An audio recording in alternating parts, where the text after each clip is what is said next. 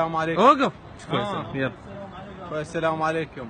هاي خاص نص لعلي حسين، عده 8 مشققات وكاتب روحه كتب ويا اهل العماره يا اهل العماره. زين احنا مقصرين وياك حاكين عليك، يعني هسه شوفوا الكرتون فارغ، شوفونه فارغ يعني حاليا خلي هذا نشيني جانين علي حسين. ابو المشققات وين جانين؟ شوف هاي طيور مخاليف،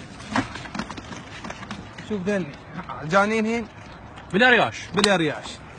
شوف 8 ريال لو كم ريشه؟ ما 8 ريال. 8 ريال. هذا النزوج.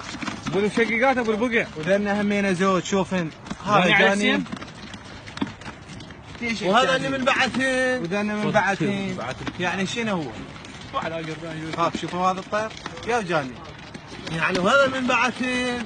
يعني احنا ما راح نخص اهل بغداد كلهم، بس هذا علي حسين شبيه يعني مريض هم قالوا لي. يعني تبقى العماره. مين يجيبون يا يعطيكم بغداد؟ يعني تبقى العماره. يعني طرقتين بالتنتك. يعني تبقى العماره. اسمع هذا عم الطير بلا رياش حاف مكحكل.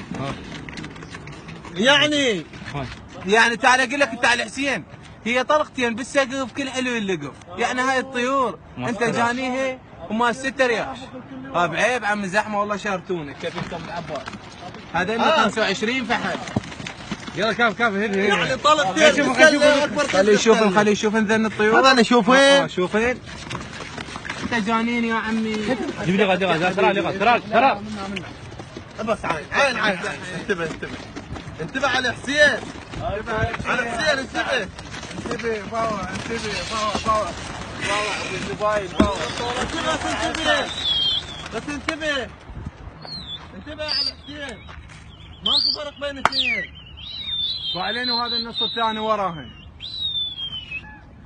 شوف هاي